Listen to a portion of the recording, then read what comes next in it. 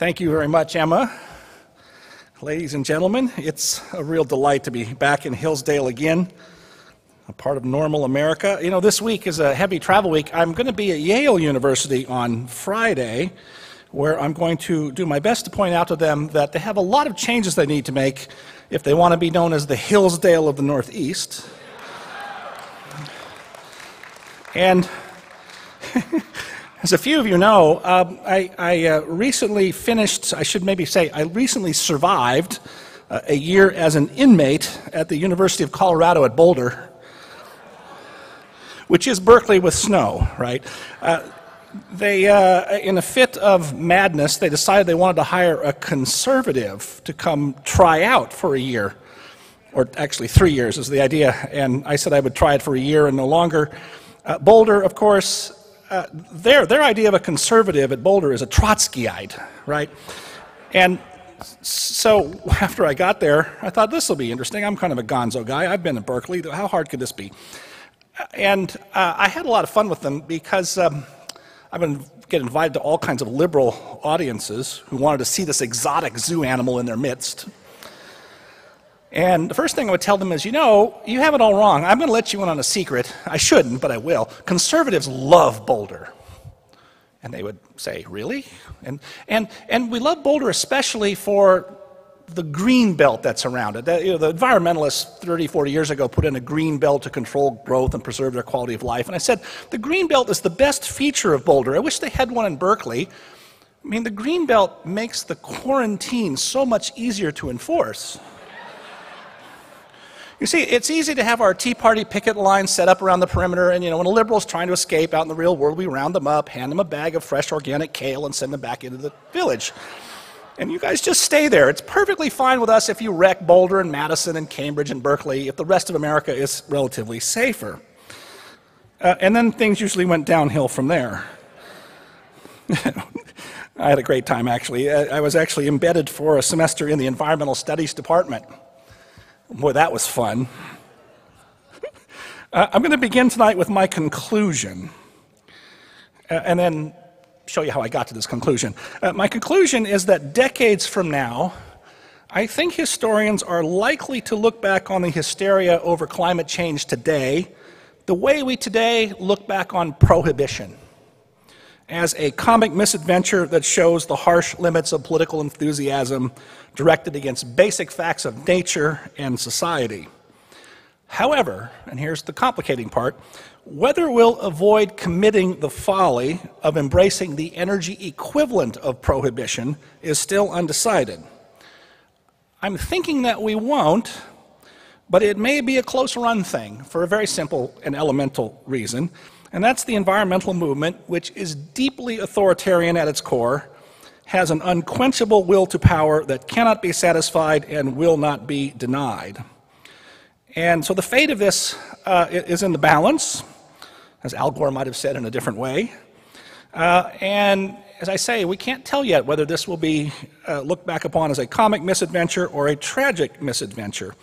Now, the formal title of my speech this evening is "A Funny Thing Happened on the Way to Global Warming."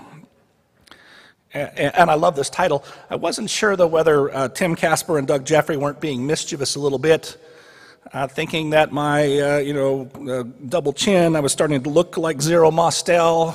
You need to be a little older to get that reference, I know. But I do like the title. But actually, 3 funny things have happened on the way to global warming. 3 of them. First, the warming stopped.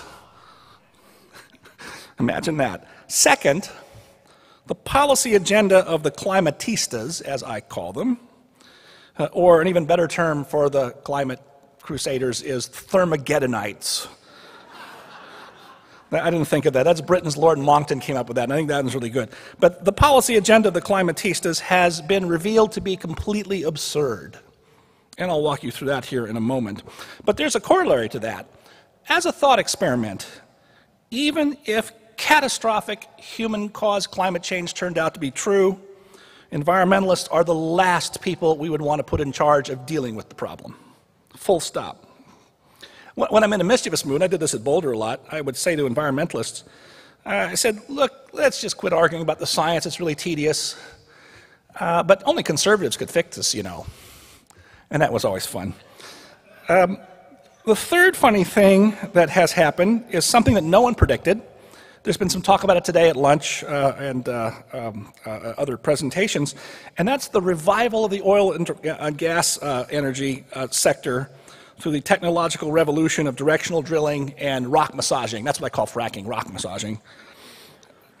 No one saw this coming. As recently as 10 years ago, all the official forecasts, including of a lot of the energy companies, ExxonMobil's annual forecast, British Petroleum, they all predicted continuing declines in oil and gas production in the United States. And by the year 2020, not far off from now, the United States was predicted to be importing 20% of its natural gas from guess who? And now that has all changed. And the important thing is this. If the political, this all happened very quietly out in the private sector, as was explained at lunch today. And if our political class in Washington and the media had known this was going on, they surely would have done something to stop it. And that's what they're trying to do now, of course, but there's too late. There's too much momentum. Aren't markets and innovation wonderful? So let's take these in order. First, about the warming stopping. Between roughly 1978 and 1998, a 20-year period, the catastrophic global warming scenario seemed to have some evidence on its side. During that roughly 2-decade period, the global average temperature rose suddenly and sharply by about 0.4 of a degree Celsius. And conveniently, that was right in line with what a lot of the newfangled computer climate models predicted.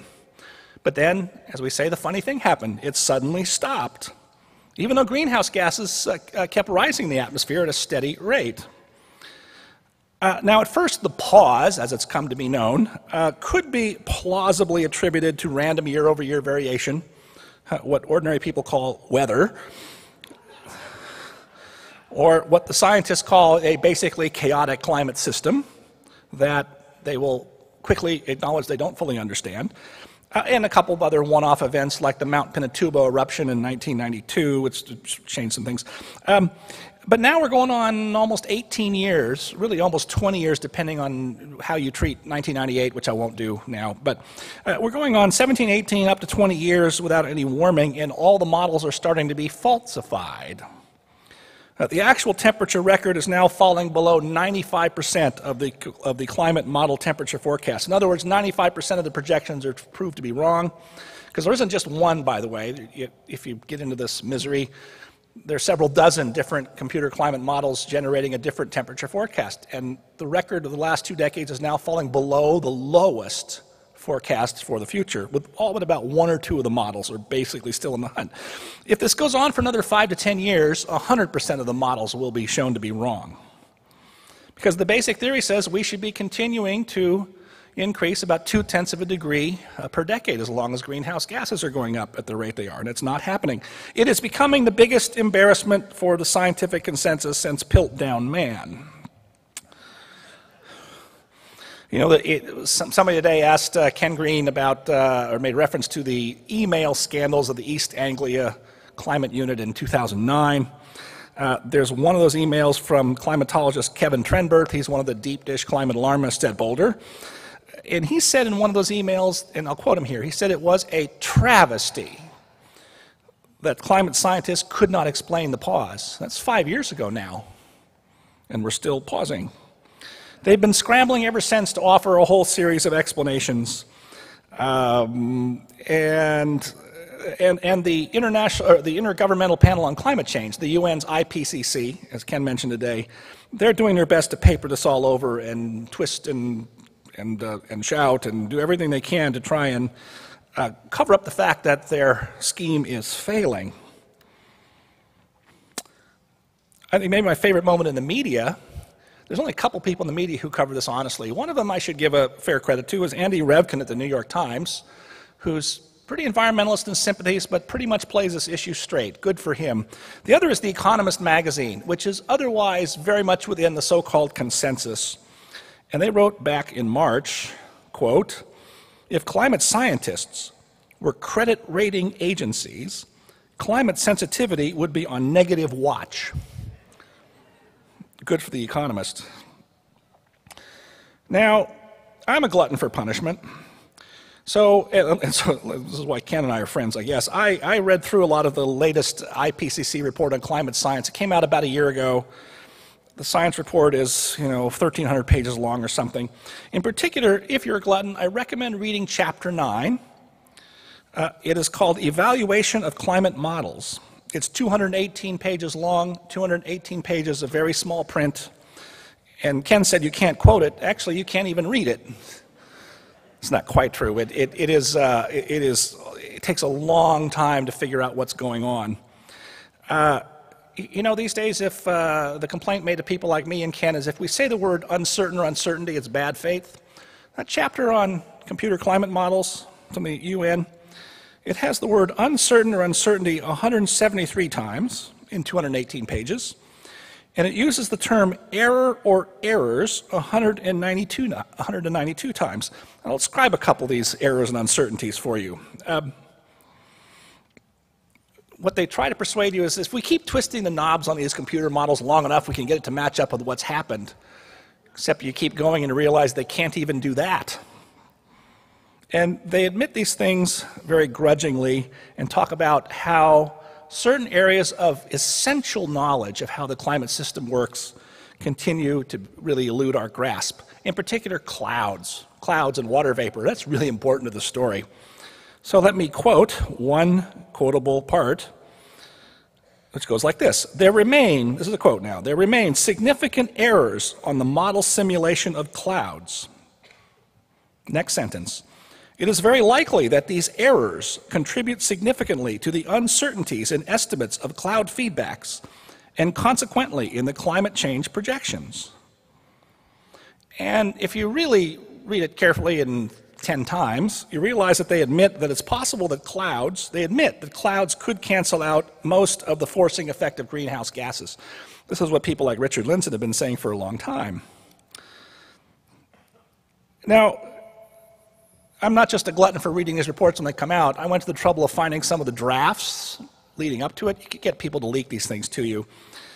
And one of the last drafts before the final report came out had this sentence in it, in that same Chapter 9, which I thought was quite curious. Here's the quote. The ability of a climate model to make future climate projections cannot be directly evaluated. Let that sink in for a minute. We can't even evaluate our models. That sentence was dropped from the final report. I'm sure someone said, hey, wait a minute, we can't say that. Instead, after a lot of mumbly mouth stuff about why the pause is happening and we're still confident that we want to keep playing with our knobs, this sentence appeared instead. This one's even better, actually, when you think about it. Quote, these projections were not intended to be predictions over the short timescales for which observations are available to date. Translation, pay no attention to our models behind the curtain. Just trust our judgment that the end is near. The great social scientist James Q. Wilson used to say that social scientists should quit trying to predict the future because they can't even predict the past. I think the climate science community might well heed that advice. Where is the missing heat, if you want to just go from the orthodox climate theory? Most of the climatistas say it's going into the deep ocean. And while that's a plausible theory, we have very little data to substantiate it, and some data that's coming in recently suggests that it's not happening. And we have even less understanding about how that might play out in the future. Other explanations for the pause include unusual western Pacific wind patterns, I'm not making this up, aerosols, which means higher level particulates in the atmosphere, and my favorite, increased solar variation. There's this thing up in the sky called the sun. You may have seen it. And what's strange is that not an awful lot of people, not just ordinary citizens who wonder about this, but scientists even, would say, what about variations in solar radiation and sunspots? And the climate science community always says no. And their official models, if you read them, say it's a very tiny factor in any variation in the climate. And so for them now to say solar variation is driving the pause, that's interesting, isn't it? How convenient. We're up now to something like 57 possible explanations for the pause. I think they're pulling that off a ketchup bottle, right? Now, the pause and the admittedly persistent limitations and errors of the computer climate models resemble, in my mind, the kind of anomalies that the philosopher and historian Thomas Kuhn famously explained should constitute a crisis for a dominant scientific theory. And while the climatistas refuse to acknowledge it, this crisis is causing some serious second thoughts about the basic question of climate sensitivity. In other words, Ken gave a short primer on this afternoon if you were here. It's true that greenhouse gases raise the temperature a little bit, and the climate sensitivity models have always said, and they've always been rigged to say, it's going to do a lot. And there are more and more studies published in the peer-reviewed scientific journals saying, you know what, we have been systematically overestimating climate sensitivity. It's much, much lower than we've been led to believe. And really what this comes to is this is really a non-problem, or not the kind of problem we've been told about. But instead of confronting the fact that their cause has floundered mostly of its own dead weight, the climatistas have ratcheted up new levels of bad faith and grasping authoritarianism. That's the technical terms for what they're doing, I think. The result of the latest catalog of exaggerated claims and appalling cliches is endless. But the most egregious one is one that I'm sure many of you have heard of or seen it on TV. It's the ubiquitous refrain that 97% of all scientists believe in climate change. By the way, they even use that word believe like it's an article of religious faith, which I think is also a curious thing. And it's not just climate advocates. NASA, a federal government agency, says they have a web page that says that phrase, 97% of scientists believe in climate change. That's our government speaking now. And of course, the political suggestion behind this is if 97% of scientists believe in climate change, then therefore they must all agree with the environmentalist agenda to suppress energy. So where did this 97% figure come from? When you explore its lineage, it turns out to be about as convincing as a Chicago election. The no, you can't believe that, right? The most prominent form of it comes from a paper by a professor in Australia named John Cook at the University of Queensland. And he published this paper in an obscure journal, and it's just rocketed around and become the big thing. And what this study purported to do was review the abstracts of 11,000 climate science articles. Now just stop right there. Important they say abstracts. No one's going to read 11,000 climate articles. Even a whole team of graduate students is not going to read through 11,000 science articles. So they read the abstracts. Fair enough. The abstract is always that one paragraph summary at the head of any academic journal article. Well, here's the abstract to the Cook paper, which no one in the media seems to have the wit to read for themselves. First sentence. We find that 66.4% of abstracts expressed no position on anthropogenic global warming, comma. Let's stop right there. Two-thirds, 66%, two-thirds of the papers express no opinion on human-caused global warming. Let's keep going. 32.6% endorsed anthropogenic global warming. 0.7% rejected it, and 0.3% were uncertain. Okay. So that means a third of those papers had an opinion on human-caused global warming. So the next sentence says this. Among abstracts expressing a position on human-caused global warming, 97.1% endorsed the consensus positions that humans are causing the warming. Somehow this has become 97% of all scientists when it's 97% of a third of scientists. Or you might put it this way, you could just as easily say 66% of scientists publishing in the field have expressed no firm opinion on the matter. Or still another way to think about it is, this is the grandfather of all simple-minded tautologies. Among all the scientists who agree with the consensus are all the scientists who agree with the consensus. That would be an adequate way of saying it. Now, initially, Professor Cook refused to share the data with anybody else to review how they've been coded and whether they matched up. That's always a bad sign right there, isn't it? But of course, in the modern world, with things planted on internet databases, somebody found the data. And lo and behold, some of the articles turned out to be not really about climate science at all. One article that was billed as a science article was about U.S. media coverage of climate change issues. Strangely, in those 11,000 papers was not a single one from Richard Lindzen of MIT, one of the most prominent, he's the most prominent skeptic in the climate science community, who has been publishing on the subject since 1961. None of his papers were included somehow.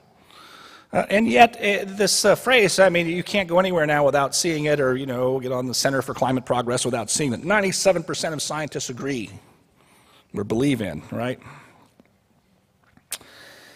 Well, it's clear that the climate establishment has become as narrowly intolerant as any department of gender studies on a college campus, and for much the same reason. What this really masks is a will to power, as I said at the beginning. There's a pretty good new book out on American environmentalism called The Climate of Crisis by Emory University historian Patrick Allett. It's not a bad book. I reviewed it last week in the Weekly Standard, and he thinks that the next generation of scientists, like previous generational successions, will seek to overturn the conventional wisdom of the current community. I hope he's right about that. And I understand the academic dynamic, but I'm not so sure. I don't think it's like history, where each generation of historians likes to say the previous one was all wrong about the American founding or something, right? I'm not sure it works that way in science. I think he underestimates how deeply the environmental movement is invested in the idea of catastrophic climate change. But that leads me to the second funny thing that happened on the way to global warming. And that's the still incomplete realization of the sheer absurdity of the climate policy agenda. Now, global warming was always the dream issue for environmentalists because it gave them license to commandeer the entire energy sector of the entire world. And as energy is the master resource that enables all other resource use, it's, I would say, the platform for material human progress itself. Getting control of energy is the commanding height of human civilization. But what they have proposed is a transformation of the world's energy system so sweeping and so unrealistic that it would make King Canute blush with embarrassment. And here I'm going to have to walk you through a few numbers. I tend not to like to try and do numbers in a talk like this because it can be hard to follow. I didn't want to do PowerPoint for the same reason as Ken, because numbers on a screen are even worse in some ways because you can't see them. And so I'm going to try and stick with me on this, and I'll make this as straightforward and comprehensible as possible. But you begin with this. The target of climate policy orthodoxy is an 80% reduction, 80% reduction in carbon dioxide emissions worldwide, not just the United States, worldwide, by the year 2050. 80% reduction by 2050. I call it for shorthand the 80 by 50 target.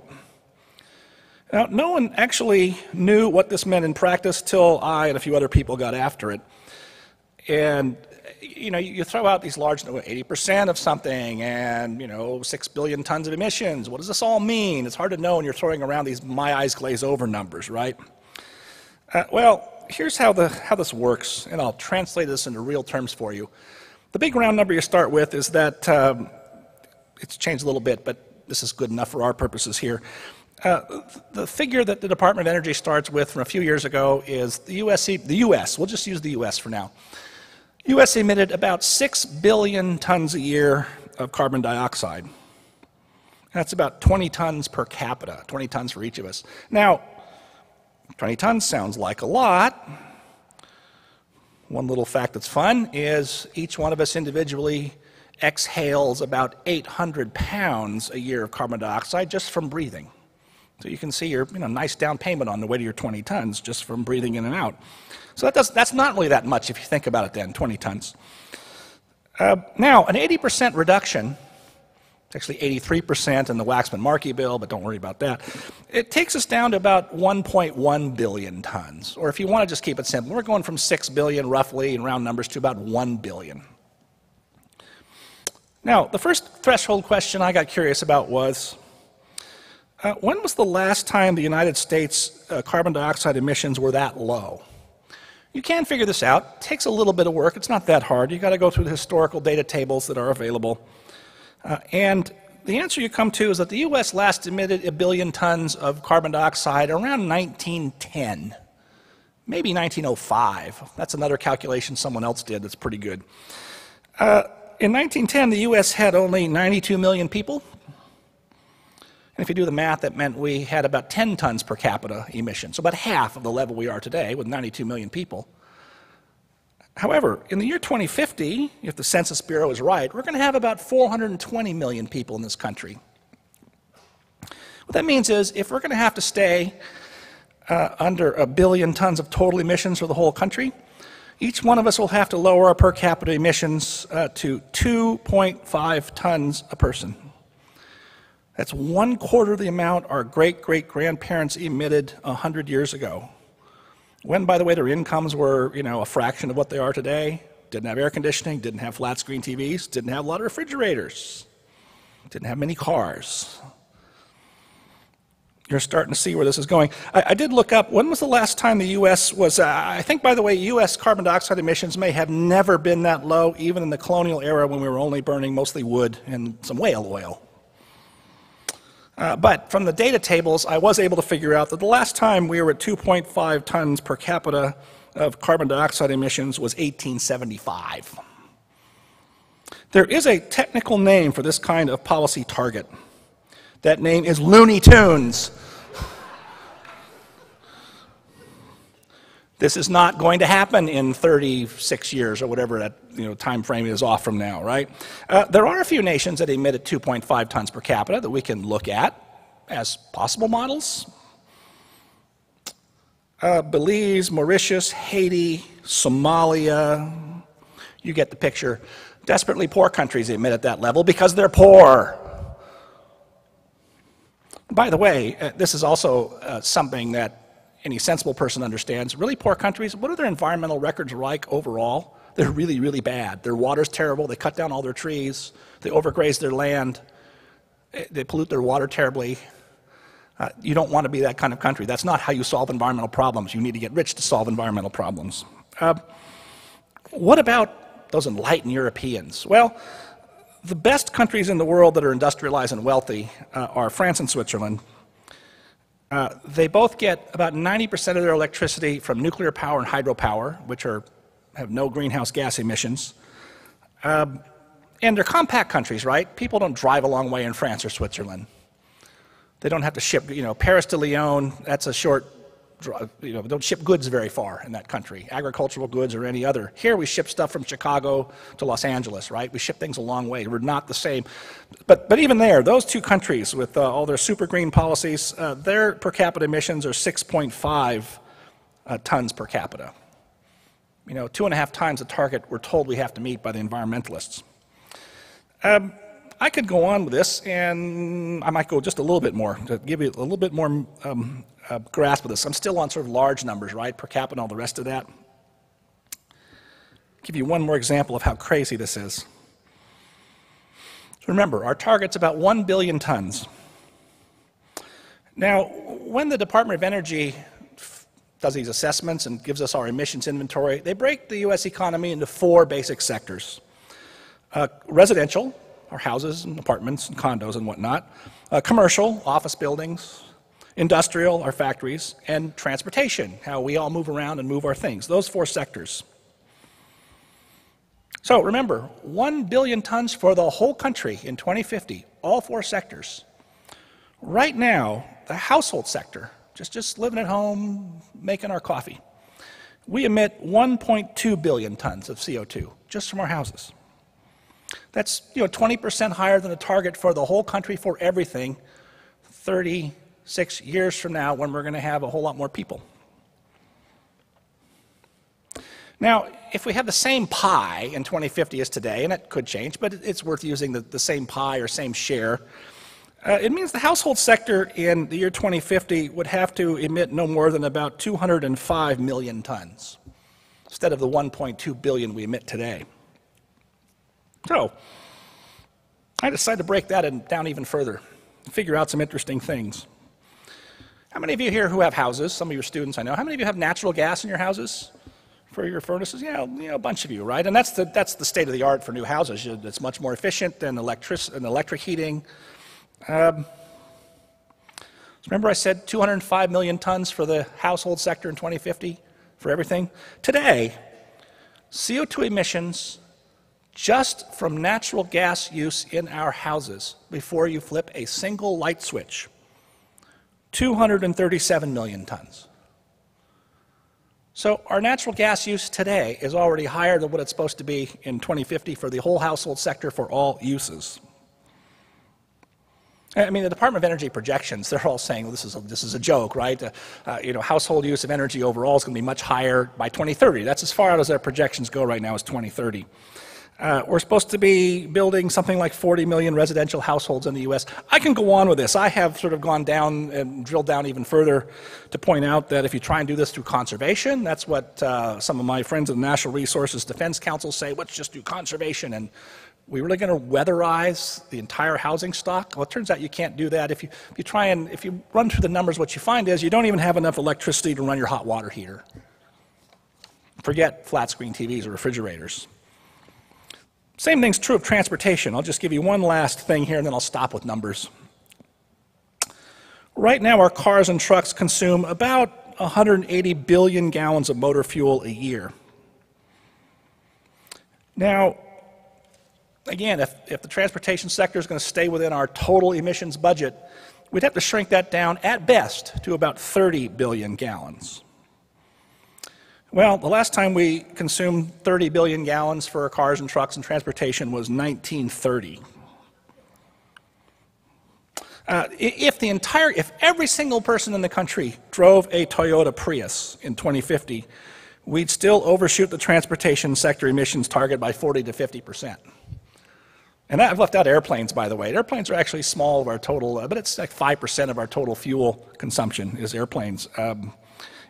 No one's yet figured out how you're going to electrify an airplane. We may electrify cars someday, better than we're doing now. Teslas are kind of fun, but they're not very practical, nor are they affordable for an ordinary human being. So the clear implication of this target is that we have to replace the entire fossil fuel energy infrastructure over the next 3 decades. That's what they're telling us to do, and not just the United States, but for the whole world. Even if it could be done at all, and I think it can't, it would be a multi-trillion-dollar proposition. Let me share with you an interesting couple of sentences from the International Energy Agency. They're folks based in Paris. They do really good international energy analysis. They publish a world forecast every year that's really good. And they were discussing this problem. And they said this. They make reference here, by the way, to the 450 parts per million target. That's part of climate. I won't bother to explain that now, but I don't think you need to know it to understand what the sentence means. Here's the quote from the IEA in 2008.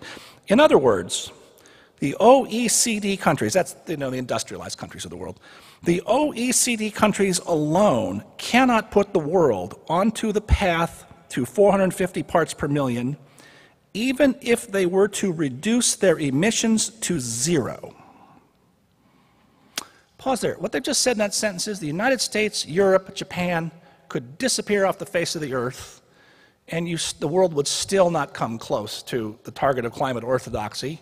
Why? Well, because China and India are growing, and Brazil, and Africa would like to develop.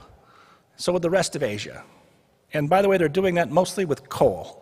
I may come back to the point in a moment. Let me continue with what the IEA said. Even leaving aside any debate about the political feasibility of the 450 policy scenario, it is uncertain whether the scale of the transformation envisaged is even technically achievable, as the scenario assumes broad deployment of technologies that have not yet been proven. The technology shift, if achievable, would certainly be unprecedented in scale and speed of deployment. This is remarkably direct language for one of these international bureaucracies. And when this came out, guess what happened? All hell broke loose from the climate community. They denounced the IEA, and essentially they forced them to retract this statement. Their next year they said, oh, we can do it. They went back to the usual happy talk cliches of unicorn flop sweat and all other, banana peels and all the other things we can power the world with. They got hammered for that bit of honesty, because that's what the climate campaign is like. One of the things that's important to understand is that energy transitions are very long. That was true with past energy transitions from wood to coal, from coal to oil, and now we're making a transition in this country and others to natural gas. Transitions are long for the same reason that the turnover in our housing stock tends to be long. Our energy systems represent large, long-term fixed capital investments, and you don't generally replace large infrastructure before its useful life is over. because that's economically wasteful. It'd be like remodeling your whole house because you don't like the color in the kitchen and the bathroom, or replacing your 2-year-old refrigerator with a new model because it's 10% more energy efficient. But that's the energy equivalent of what the climatistas want. They want a multi-trillion-dollar outlay to replace energy systems that are not worn out, and importantly, whose conventional air pollution has already been reduced to the vanishing point. Now, I'm pretty sure, in fact, I would bet a lot on this, that both Robert Bryce and Mark Mills tomorrow, who are absolutely fantastic, they're going to go through some of the comparative defects of the current menu of alternative and renewable energy supplies that make the environmentalists wake up happy in the morning, like wind and solar and biofuels. Suffice it today, as a placeholder till you hear from Robert and Mark tomorrow, is they're vastly more expensive and not scalable to global or even national needs, and in many cases have enormous negative environmental trade-offs of their own. Ken mentioned a few today about ethanol, but that's true of wind and solar as well. Meanwhile, what is going on is, as in so many other domains, the Obama administration's not waiting. We're going to take executive action. The Supreme Court in 2007 improvidently told the EPA that, yes, you can regulate greenhouse gases under the Clean Air Act, a law written for a completely different problem with tools that are completely inappropriate to this problem, even if you think it is a giant problem. And so they have announced this very complicated and convoluted plan to regulate the electricity sector in the United States. And as these things go, it's 675 pages of the main plan, and then the 400-page impact assessment that analyzes the costs and benefits. And it's very hard to understand. They emphasize their flexibility in announcing this. We're going to, and each state has a different target based on its carbon intensity, because some states like, I've never looked at Michigan, but Ohio and Indiana get about 80% of their electricity from coal. Washington State gets almost none of their electricity from coal because they have all those old nuclear power plants and all those big dams on the Columbia River. So different states have different electricity profiles. And they're trying to take this into account, although, of course, that's where the mischief begins, because a bureaucrat's flexibility today is their mandate tomorrow, right? So there's all this language about, we'll have a menu of options. Because, by the way, without getting into the legal parts of this, they can't directly say to an individual coal plant, you have to shut down or you have to reduce your emissions by some unrealistic amount, because that would fail a legal challenge. But they can do it indirectly, and bureaucrats are great at that. So what is this menu of things you can do? Conservation, increase your heat rate, and maybe even they say a cap and trade scheme between different states and different regions. And although, again, if you peel this apart very carefully, it looks like a wealth transfer from red states to blue states.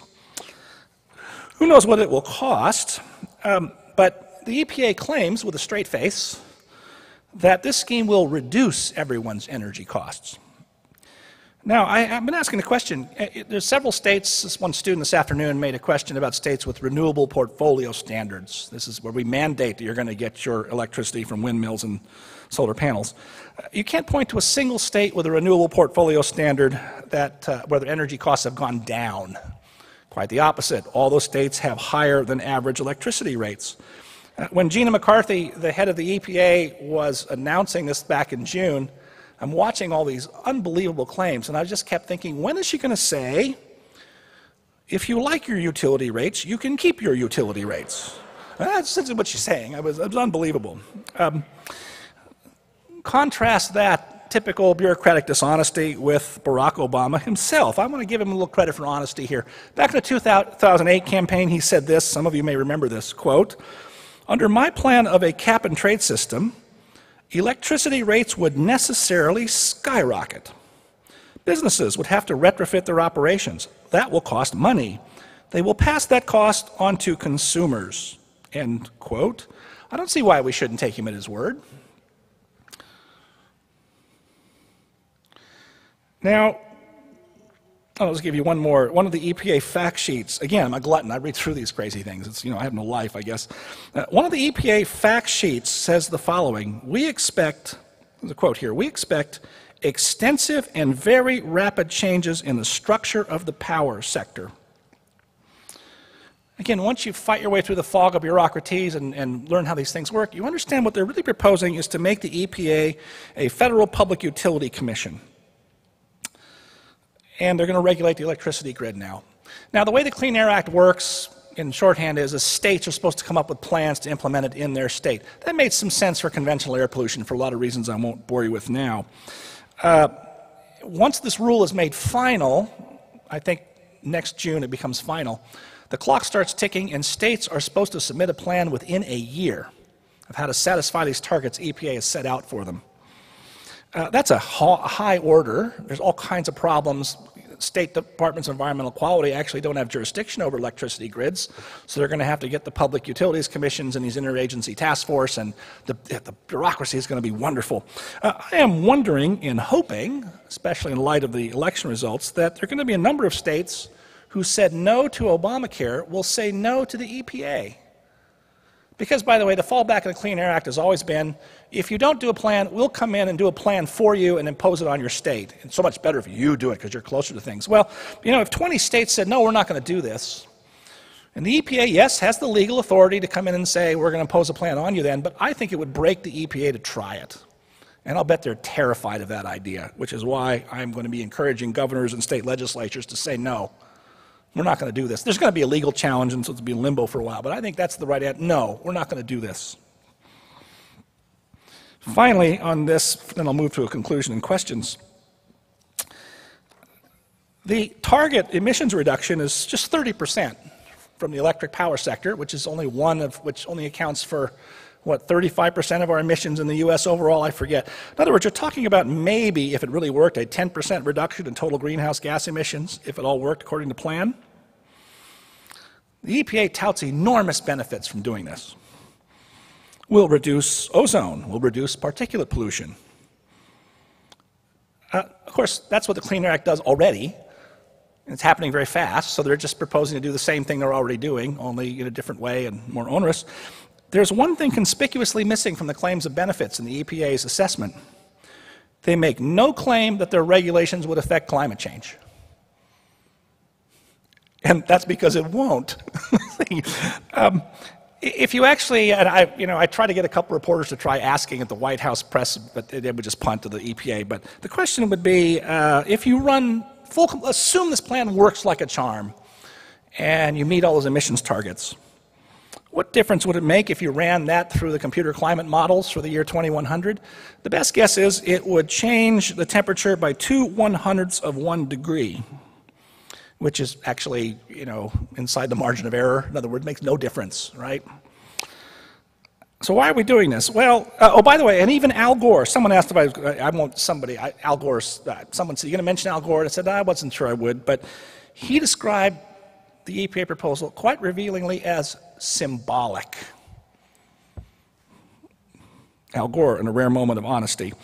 The environmental movement is delighted about this after saying they didn't want to do it this way because they love bureaucracy. And I think what they're hoping is once you cement in place the EPA's authority, a 30% reduction can be ratcheted up to a 50% reduction and then a 75% reduction and then maybe 100% at some point, all on the authority of the EPA alone, bypassing Congress.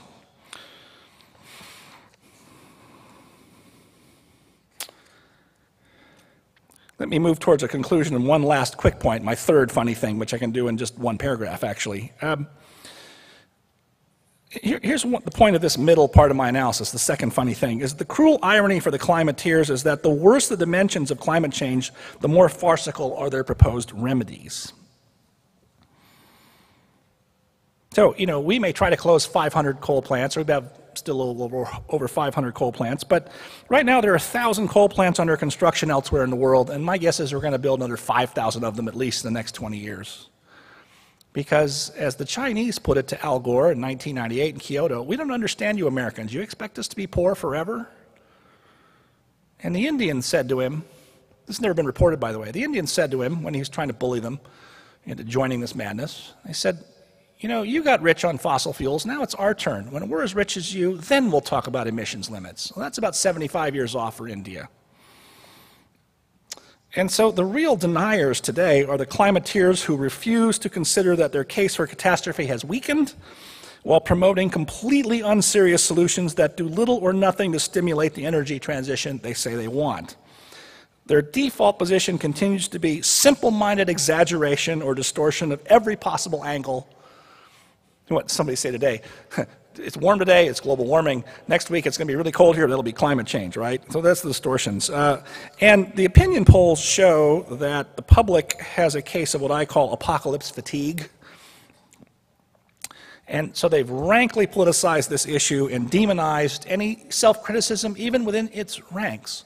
You know, there's this one lady, Judith Curry at Georgia Tech, who's always been in the conventional climate science community.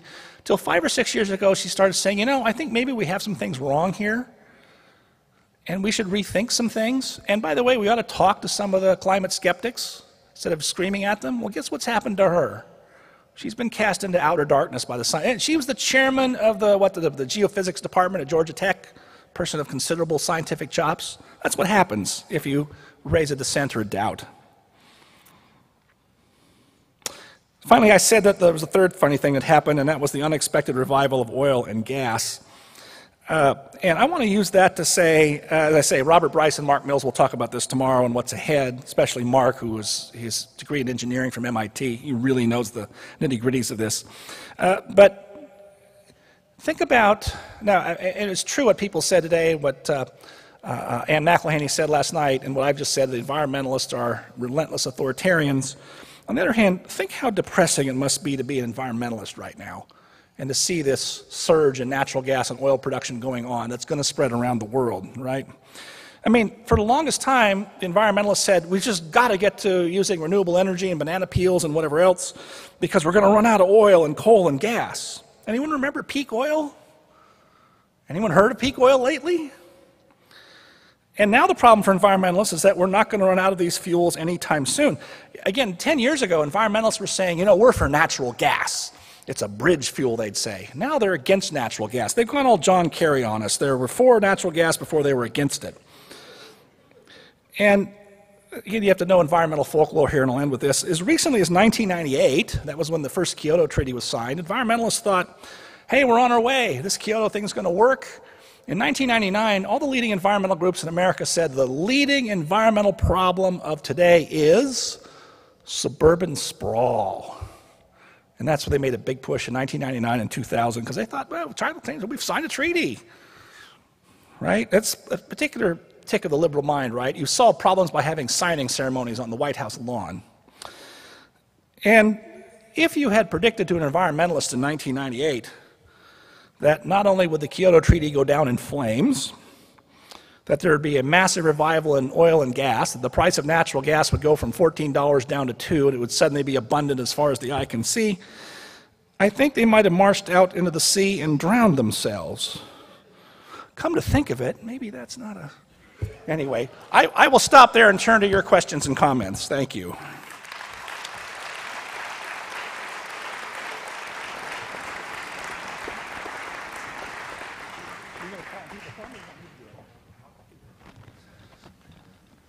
I can't see very far anymore, so good if you do. I'll point them out. Thank you, Dr. Hayward. We have a couple of microphones here. Please raise your hands and stand up when the microphone gets to you. And also, they will hold the microphone for you. Thank you. It's just like a classroom. Students never want to ask the first question after a lecture. There's a brave fellow. Go, sir. Yeah, I have two questions. Do you know where 2014 is targeted to be in terms of the hottest years on record? Is it going to be in the top 10 or the top 20, top 50? Yeah, it's somewhere in the top 10 or 20, yeah. Yeah. It's headed to be #1. There's dispute about that. Well, we just have to wait another 6 or 7 weeks. We'll know Right. the answer. But have you looked at the hottest months of the year? Have you looked at May and April and June and July? They've been the hottest months on the planet this year. Have you followed that? Yes, if you look at the satellite data, it's not looking that way. That's based on the ground temperature data, and that's a big, furious controversy, Right. as I'm sure you must know. I understand the data pretty well. And by the way, Can you so summarize- what, by the way? I mean, sure, you want to have a debate So here, it's the fine. hottest, it'll be the hottest year on record. Well, we've been up at a plateau. I expect all these years to be among the hottest of the last century. Uh-huh. Why is that news? Well, can you tell me what evidence you have that there's been a pause in the warming? Can you tell me that evidence? I'll give Very you briefly, just a little bit. 3 words: satellite temperature record.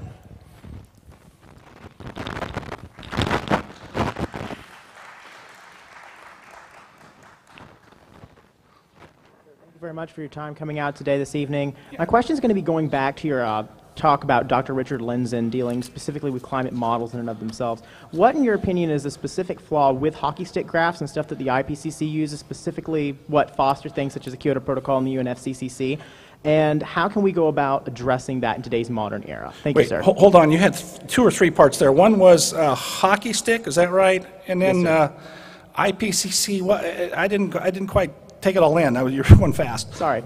Yeah, basically just the climate models themselves, what the flaws are, how can we go about addressing those, and the hockey stick graph as one of those models.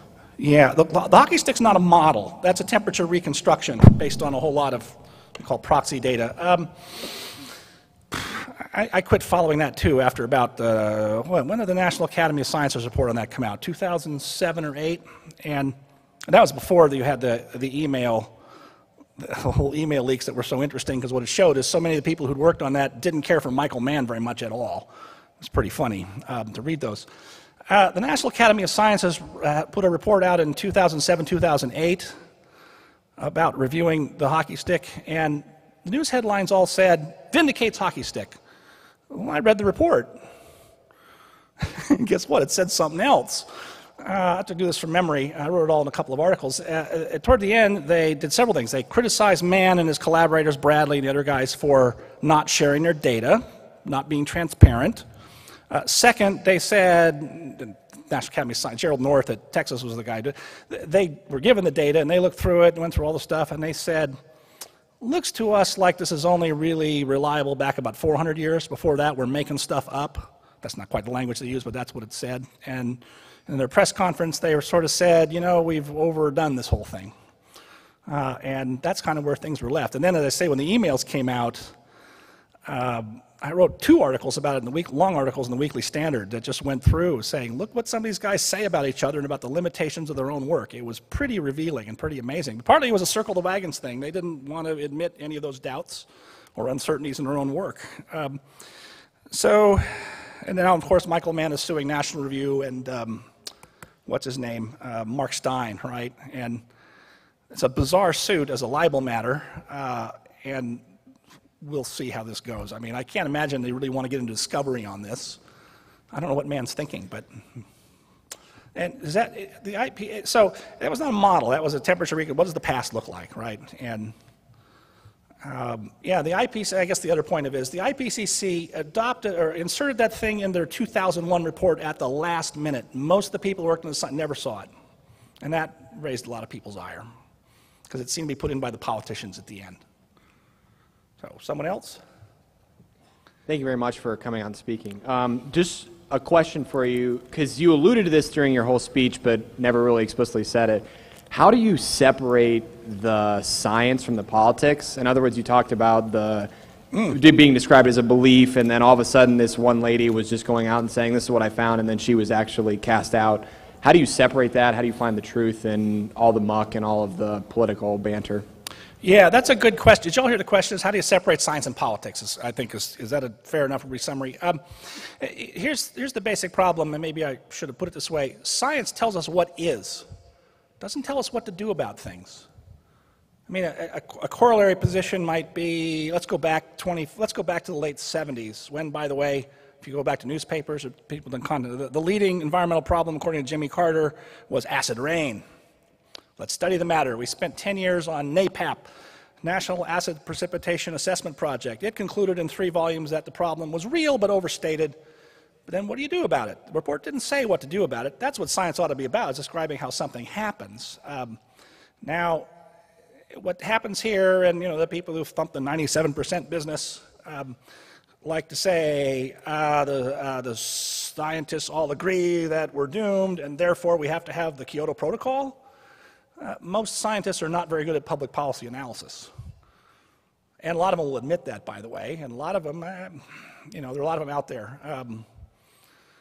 What happens is the noisiest of them, people like Jim Hansen at NASA, who I've debated twice and have come to the conclusion is a manic depressive. I think they, I don't know. You've always had some scientists who wanted in on the action. That's not true of climate. It's been true of a lot of things, but that's always a problem in science and policy. And Yeah, we don't do a very good job of thinking about all that. So, someone else? There's somebody there with one I can see. Two points that I find quite interesting. If you listen to TV and they give you, oh, we hit a new record today. The last record was 1935 or some such time. So many records were set in the 30s, and maybe we exceed them by a point or two, by a degree or two. I don't know what was warming it up so much in the 30s. The other point is, very short, there's a very good reason they call Greenland, Greenland. It was warm. Yeah, no, I mean, this is what I call the Groundhog Day aspect of the issue, right? We go back to some of these arguments we've been having for 20 years now. And there continue to be, I mean, I know one guy, Daniel Botkin, who's now emeritus professor of environmental science at UC Santa Barbara. He is going this big, so we try and find all these things in the past to try and find out something. He's going through ship's logs from the 19th century up in Hudson Bay. This is back when all those British sailors would record, you know, what tea they had in the morning, right? To try and see ice extent and see if he can match it up. So we're always trying these clever things to try and figure out, but that only goes back 150, 200 years, right? So there were probably, here's how this happens, there were probably 10 articles published today in the science journals on some aspect of climate. It's the big field right now. Maybe it's 25. And you can't keep up with them all. I try to keep up with them the best I can in Nature and Science and some of the summaries, but it's impossible. That's why I work on the policy of it. Let's assume, again, thought experiment, let's assume it's true. Kyoto, I mean, this is the gentleman was saying it's a bit hottest here. You still haven't given any solution that's in the real world at all. Hi, two different contradictory things, both accurate, both within the last year. Both in the northern and southern hemisphere, the Arctic and Antarctic ice flows are melting. That's true, so far as I understand. Secondly, Toledo, Ohio, this last year had more snow than any time in its recorded snow measuring history, which goes back to approximately 1880. So, some things are hotter and some things are colder. Your comments? That's why most climate scientists will say we have, at least in the short run and even the long run, a chaotic system. So, I mean, you know, the polar vortex, that's not that unusual. I think we had a lot of those back in the 70s. We had a lot of really cold winters in the 70s around here. I don't think we were looking at it quite in the fine-grained way we are now for climate reasons. Yeah, now I haven't looked at the latest ice data for a year or so. I think, so we're about, the Arctic ice cap is about, I'm going to say, this could be wrong by 5, about 30% below where it was in the late 70s. We started satellite measurements, and that was just steadily down. Then you had a big drop in 2008, was it? And a rebound, and it's not clear yet. We haven't enough data, but this last year looked like we had a bit of a rebound up. So we'll see what this winter looks like. I'd want to see that for 4 or 5 years before you see if it's actually a reverse trend. We have time for one more question.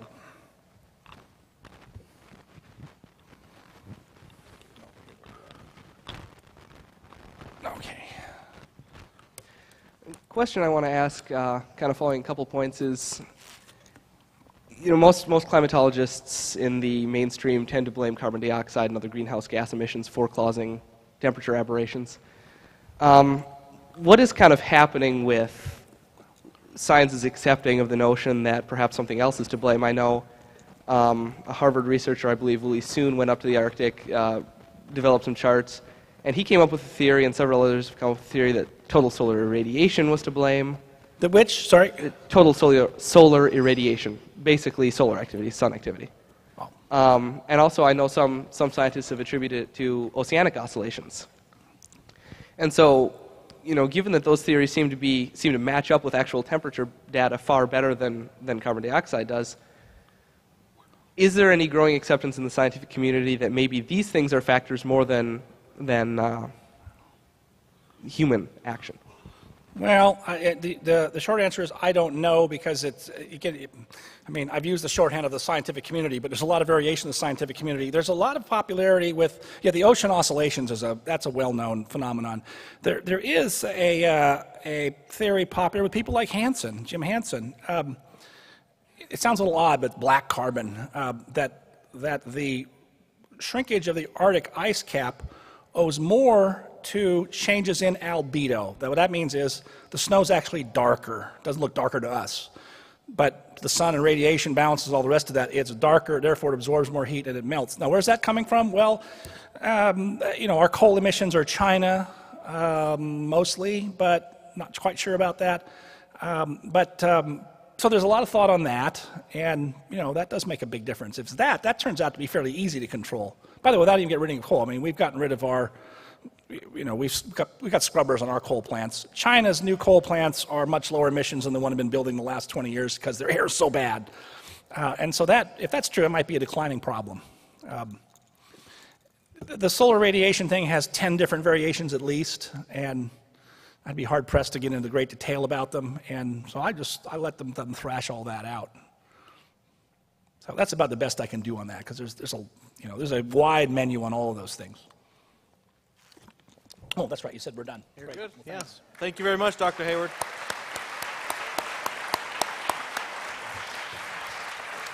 The hospitality. Oh, you're okay. The hospitality will begin here on the mezzanine for our guests and students. You know what to do, hopefully by now. Thank you. What are students supposed to do? Go away? Go on the left. Oh, okay. And go away. Very good. Yep. I very much.